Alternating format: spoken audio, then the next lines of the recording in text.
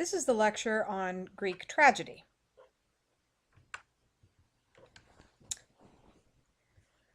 To understand Greek tragedy, we need to talk about the background first. So, the characteristics of a Greek tragedy, by definition, it's a dramatic and choral presentation of an action that's usually taken from myth or remote history to exhibit some religious, moral, or political significance. Some examples of some of the more famous Greek tragedies are Seven Against Thebes, Medea, Iphigenia, Oedipus, Antigone, Agamemnon. All of them involve characters and involve a choral presentation, and they talk about a myth or history. And the purpose is to present a religious, moral, or political significance.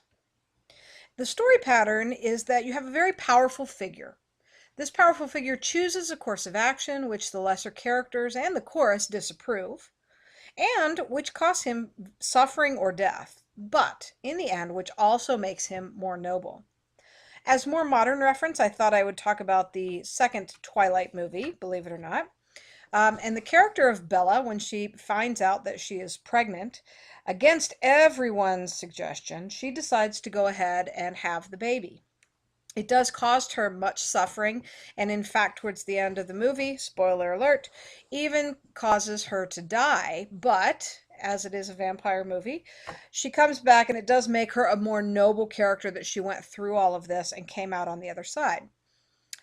An older version of the story pattern would be Jack Nicholson in One Flew Over the Cuckoo's Nest. He has come to an asylum and has been entered into there. He tries to make friends with the people who are there. He tries to get them to go beyond their boundaries. They resist at first. Certainly the doctors and nurses resist. It does cause him much suffering. And again, spoiler alert, he ends up having a lobotomy. They take out a portion of his brain. It does cause him much suffering, but in the end, he is a noble character because of it. He was able to get people to go beyond their boundaries, and in the end, we see the chief in particular who frees himself because of what McMurphy has done. The history is that the first plays were actually called dithyrambs. They're a choral poem sung by males in honor of Dionysus. Dionysus is the god of wine and the god of the vine, and they had festivals to Dionysus every year. A dithyramb is very crude or rough poem. This is Dionysus displayed up here. You can tell because he also has the vines with him. Next came a satyr play. This was developed from the dithyramb. A satyr, as you might recognize, is this mythological character. He's usually half goat and half human. He plays these pipes. He usually has horns and a pointed beard. There's group dancing in a dithyramb, and it has group dancing and dialogue with a more formal structure, and then it takes materials from myths and use them as a story. Typically in a satyr play, there's a character and then a chorus of 11 satyrs and Silenus. This is a picture of Silenus. He's the old drunken man sitting on a donkey, usually, that you will see. He's got grape leaves that adorn his head. So the character is, there's one character, but then a chorus. And the plot is either a farce, which is something that's unbelievable, or a myth parody. It makes fun of the myth. So it was very lighthearted in nature. So again, the dithyramb and the satyr play came first. Then in the 6th century BC, a playwright by the name of Thespis came around, and we know Thespis as the father of Greek drama. He was the first writer to use an actor that was separate from the chorus. He had the actor step out of the chorus and have a dialogue. So we know that plays were a religious function at the time. They served to create solemn and entertaining devotion to the gods with drama, poetry, music, dance, and the drama was part of the festivals of Dionysus, which extended over several days. And during the Festival of Dionysus, they would have opening rituals and religious processions, and then 3 poets would present their plays, 1 poet each day. Those were dithyrambs and comedies. So typically, the tragedies, they were written in trilogies, so that's a group of 3 plays. They were produced as tetralogies, which are 3 tragedies and 1 satyr play, the more lighthearted. So during the Festival of Dionysus, opening ceremonies on day 1. On day 2, one of the poets would present all of his plays, the 3 tragedies plus the 1 satyr play. The next day, the next poet would present his 4 plays, and the fourth day, the third poet would present his plays. Finally, on the fifth day, they would have the awards for the best poet, and they would also have their closing ceremonies. So who were the writers of Greek tragedy? Well, first, after Thespis, came Aeschylus. Aeschylus lived from about 525 or 524 to about 456, 455 BC. His contributions to tragedy, he is known as the father of tragedy, as opposed to Thespis, who is the father of Greek drama. Aeschylus was the father of tragedy. He invented the second actor. So now he pulled another actor away from the chorus. You have two people who are able to have a dialogue.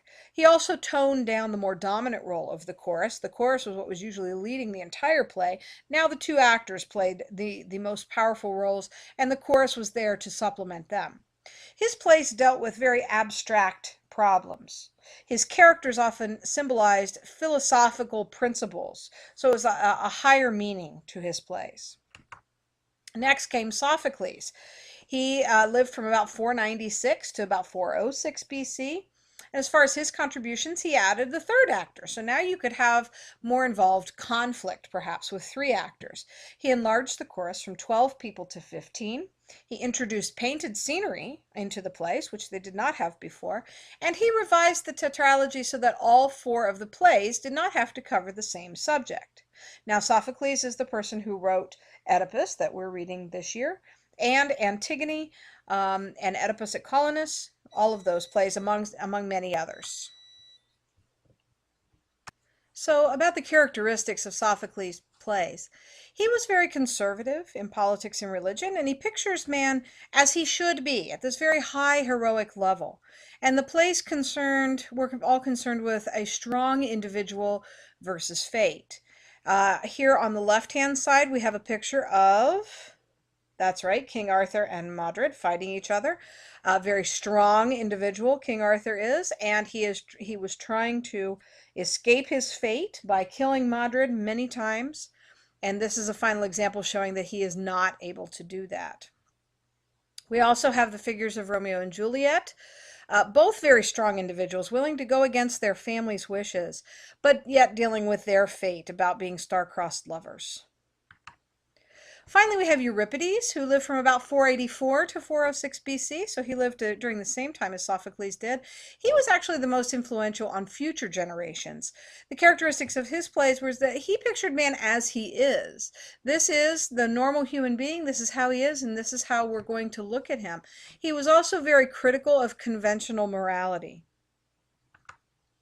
So, the structure of a Greek tragedy. There were no intermissions or breaks in action. The play went from the beginning to the end with no breaks. The very first section is called the prologue. That's the opening scene, and it establishes the background of the story. It's usually a single actor or perhaps a dialogue between 2 actors. After the prologue comes the parados. This is the entrance of the chorus. The chorus comes onto the stage, they go to the orchestra area, and they chant a lyric, which is a song, that's related to the main theme of the play. After the parados, we go through a series of episodes and stasimons.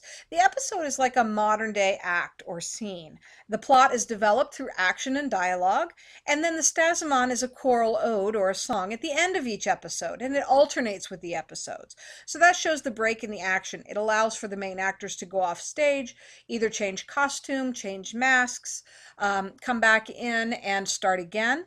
And the stasimon is the time for the chorus to be able to perform.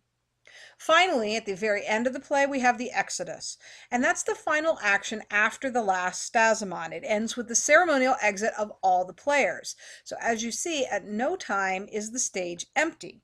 Only when the stage is completely empty of any people, that's when you know that the play is over. Now, characteristics of Greek tragedies. We want to talk about this term catharsis. Catharsis is when pity and fear are aroused in the audience from witnessing the tragedy. And these emotions are so intense that they're purged from the audience, and the audience leaves feeling cleansed of these emotions. Now, for example, let's take 2 movies. 1, Schindler's List. For those of you who have seen Schindler's List, you know it's a very emotional movie. You go through many emotions, and by the end of the movie, you have this feeling in you which is so strong, and then an event happens that purges the emotion. It gets rid of the emotion, whether that means that you have cried or whether that means that you have sighed and moved on. But there's something that happens in the play that causes this feeling. And then afterwards, you leave feeling cleansed of the emotions. That doesn't mean you feel wonderful at the end of the movie, but it does mean that you've gone through this cathartic event. Another example would be Bambi. And for those of you who have seen Bambi, you will know that at some point towards the end, there's the fire. Before the fire, Bambi's mother is killed by hunters, and that usually presents a very strong emotion in people. But by the end, people leave feeling okay because we know that Bambi has survived and he has gone on to grow up into an adult deer. So next we have a tragic hero. A tragic hero is a great man who, through some flaw or defect in an otherwise noble character, brings about his own destruction. So he's a good guy. He does good things. He has very noble qualities, but he has a flaw in his character, some defect in his character. And that flaw is going to bring about his own destruction. In the story of King Arthur has some flaws. Lancelot has some flaws. We see that those flaws will bring about those characters' own destruction. And then the term hamartia. Hamartia means the hero's tragic flaw. That's defining what that flaw actually is. Finally, dramatic irony. The audience already knows the story in these cases. It's based on a myth. It's based on a history. The audience knows the story. There's no suspense about what is going to happen. The only suspense is about how it's going to happen. How will the playwright reveal all of the things that happen? It's very similar to the story of the Titanic. We know that ship is going to sink. So there's no suspense about that. It's only about how James Cameron directed the film. What plot, what things does he have in the background? What are we going to see? How is that going to take place?